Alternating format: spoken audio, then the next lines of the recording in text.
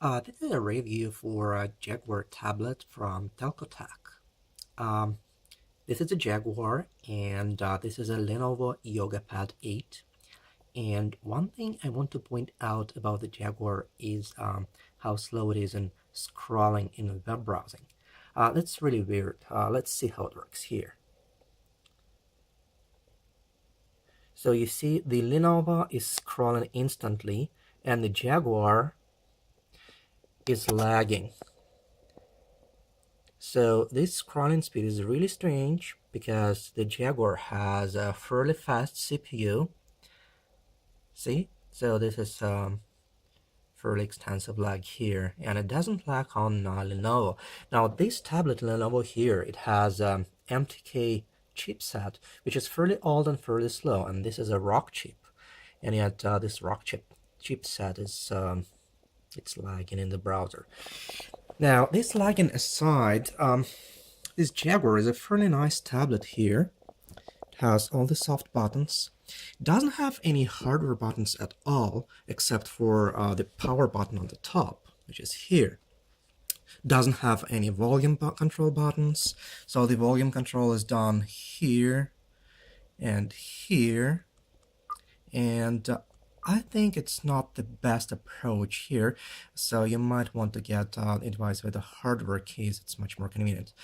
Now, about the good part of the Jaguar, it's a very nice screen here. Now, this screen is a very high resolution. It's advertised as iPad Retina, and it's much better than the screen that's used in this Lenovo tab. Now, the Lenovo is 1280 pixels wide, and this is 2500 pixels, so it's a much higher resolution here, and that may explain the lag in web browsing. It doesn't lag when scrolling here on the launcher. Now, my typical scenario using this tablet is watching movies because it's fairly good screen, is perfectly fit for watching movies here. And the one thing that detracts from movie watching experience is this.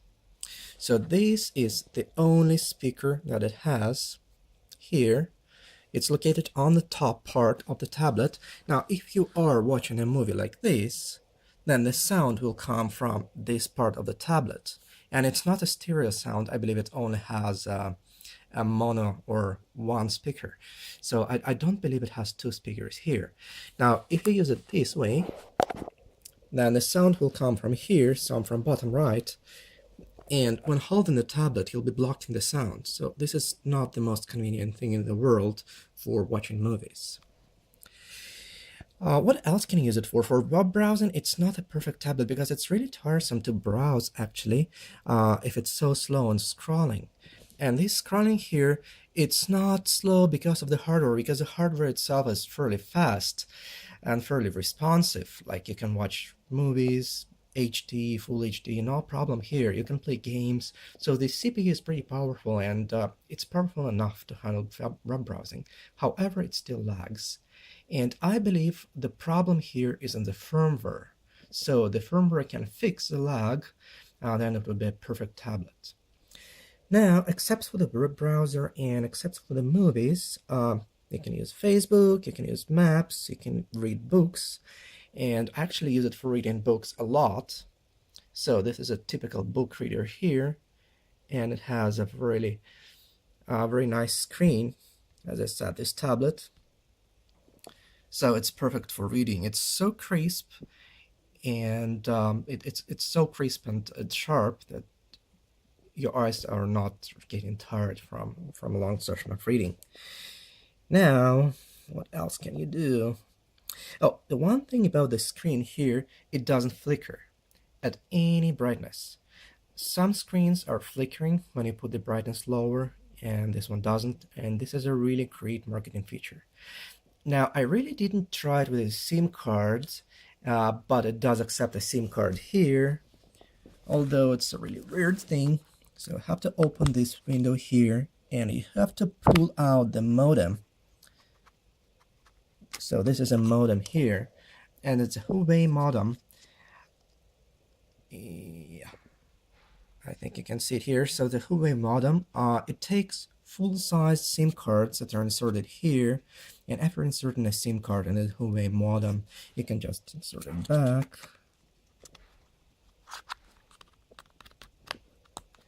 and use 3G, which is really great, and it's a good idea.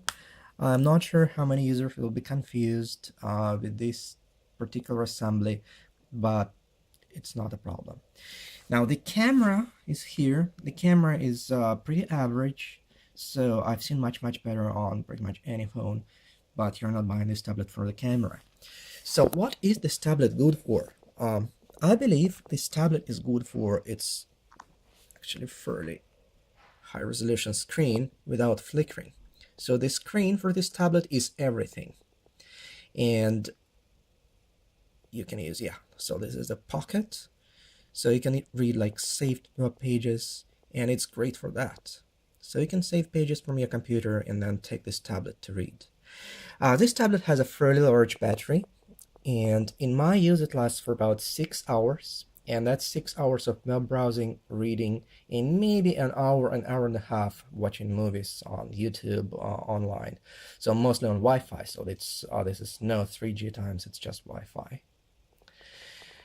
It doesn't have GPS, so Google Maps is installed here, but it's no use.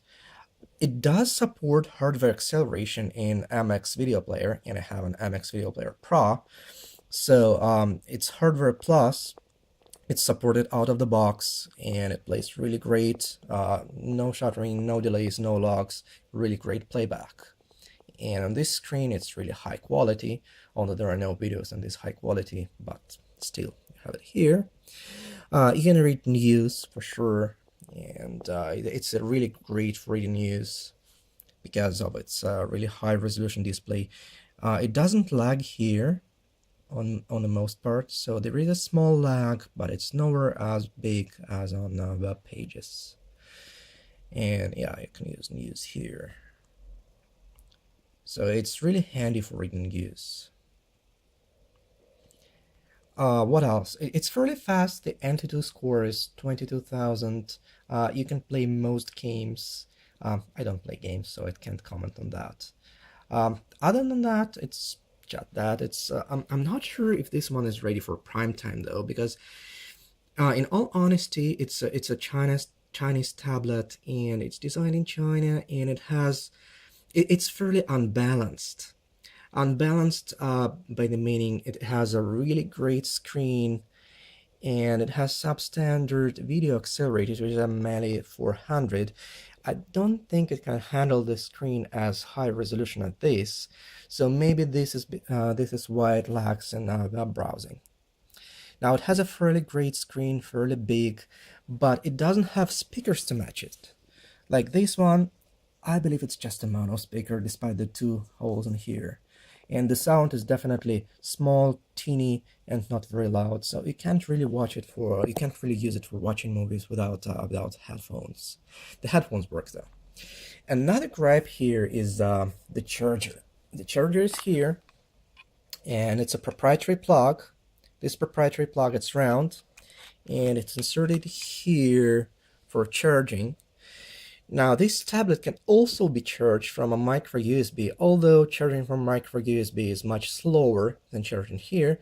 However, charging with a special adapter is not really fast either. It takes me about 4 hours to fully charge the tablet from about 20% to 100% charge. That will be it. It's a fairly critical review over here, but that's how I feel about the tablet.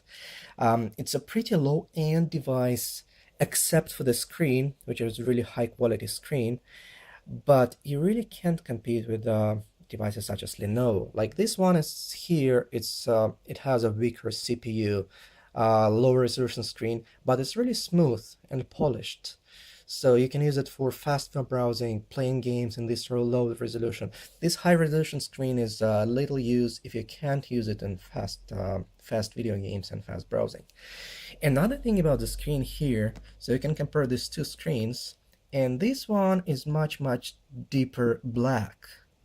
So this one doesn't seem to have any sort of anti-reflexive coating. and this one does.